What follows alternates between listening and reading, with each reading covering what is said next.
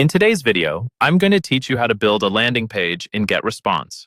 We're going to walk through the quickest, click-by-click path so you can go from a blank account to a published working landing page in just a few minutes.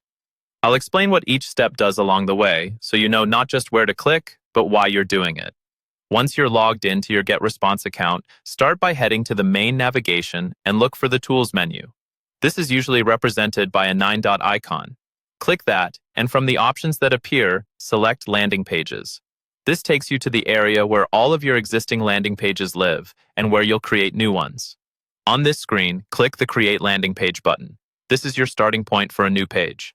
Getresponse will now ask how you want to build it. To keep things simple and fast, Use a ready-made template.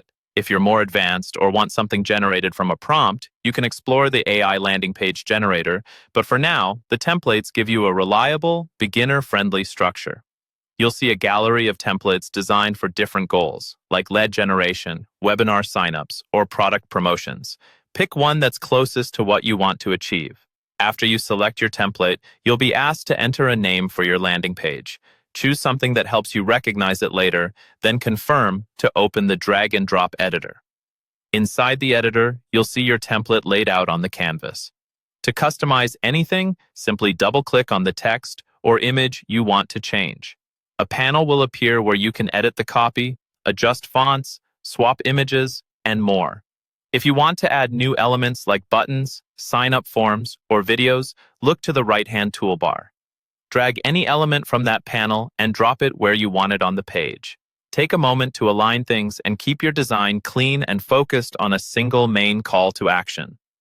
Before you move on, it's important to make sure your page looks good on phones and tablets. At the top of the editor, click the mobile icon. This switches to a mobile preview so you can tweak spacing, text size, and layout specifically for smaller screens. Adjust anything that looks cramped or misaligned, then switch back if needed.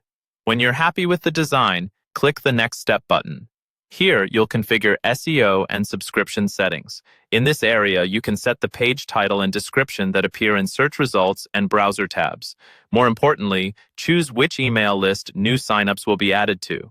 This is how you connect your landing page to your email marketing. Finally, choose the URL or domain where your landing page will live. You can use a default Getresponse URL or connect your own domain if you have one set up. Once that's selected, click Publish. Getresponse will generate your live link, and your landing page is officially online and ready to share.